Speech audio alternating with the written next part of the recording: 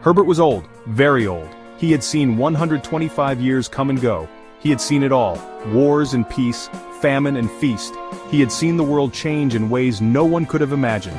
Through it all, one thing remained constant. His name was Herbert, and he had a tin, a very old tin. It held a secret, a powerful spice, Old Bay seasoning passed down from his grandfather, a legacy, a responsibility. Herbert carefully guarded the tin. He knew its worth, he knew its power. He never thought he would have to use it, not like this. But fate had other plans. The tin was dented and worn, scratched and faded, but the label clung on, Old Bay seasoning. The words were barely visible, but Herbert could see them, clear as day. He remembered his grandfather's words. This tin, he'd said, his voice raspy with age, holds the power of the sea. Use it wisely, Herbert. Young Herbert didn't understand, not then, but he would. The Old Bay was more than just a seasoning. It was a symbol, a link to his past, to his family, to the sea. And now, he would use it to face a threat unlike any other. It emerged from the depths, a creature of immense size and power, a black lobster, but not just any lobster. This one was different. It was godly, its shell shimmered, its eyes glowed, the world trembled before it.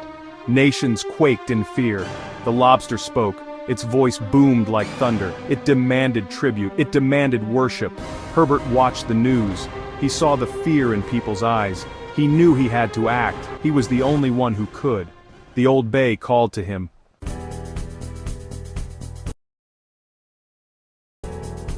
Sparkle was a vegan influencer. Millions followed her every word. She advocated for animal rights, for peace, for kale smoothies. She was an unlikely ally, but Herbert needed her help. He knew Sparkle's secret, a secret she hid from the world. She loved seafood, especially lobster. It was her guilty pleasure. Herbert used this knowledge. He contacted Sparkle. He told her about the lobster, about the Old Bay, about his plan. Sparkle was hesitant, but Herbert was persuasive. He needed her to distract the lobster, to buy him time. Section 5, A Tale of Two Nations. The world watched in horror as the lobster wreaked havoc. Countries scrambled to appease it, to no avail. The creature was insatiable. It craved more than just offerings, it craved power. China and Mongolia, two nations with long-standing tensions, saw an opportunity. The lobster was a weapon, a tool to assert dominance. They both laid claim to the creature. Their armies clashed. The world held its breath. The conflict escalated. Each side blamed the other.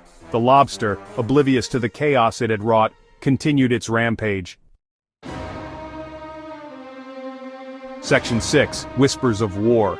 News of the war reached Herbert. He shook his head. Fools, he thought, they don't understand. The lobster is not a prize to be won. It's a force of nature. It can't be controlled. He knew he had to act fast. Sparkle was in position.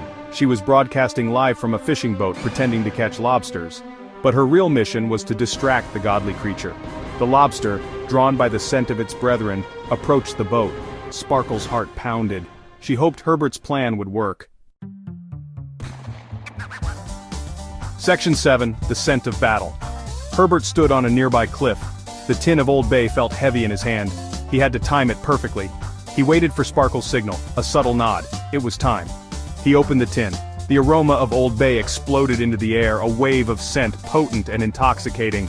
It reached the lobster. The creature paused. Its eyes widened. The smell was irresistible. It reminded the lobster of its youth, of simpler times before it became a god, before the hunger, before the rage. Section 8, A Question of Faith. The lobster turned away from Sparkle's boat. It lumbered towards the scent, towards Herbert. Sparkle watched, holding her breath.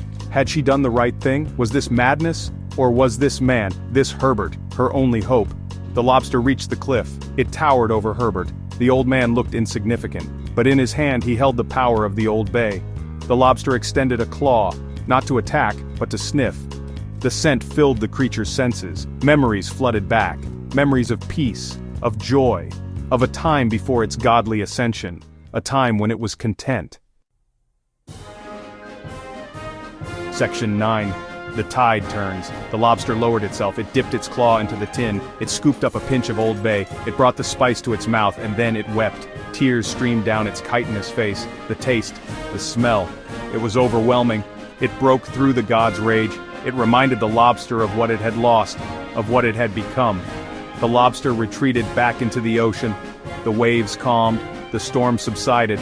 The world watched in astonishment. Herbert, clutching the tin of Old Bay, simply nodded. He had done what he had to do. The legacy of the spice lived on.